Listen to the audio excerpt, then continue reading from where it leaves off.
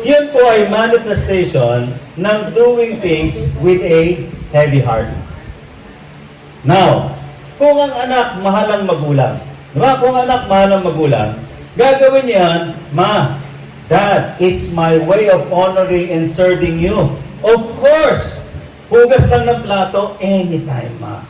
Gusto mo umaga, tanghali, at gabi, I'll do the dishes. I'll wash the dishes for you. Now, imagine ninyo kung gano'n ang anak natin. Isipin ninyo imagine ninyo kung gano'n ang anak natin.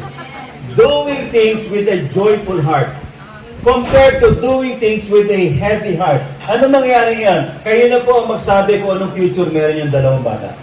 Yung merong joyful, makikita ninyo kahit saan pumunta, maayos ang buhay. Yung heavy heart, kahit saan pumunta, hindi magtatagal. Okay? Lahat ng papasukan yan, hindi siya magtatagal. So, do things with a joyful heart.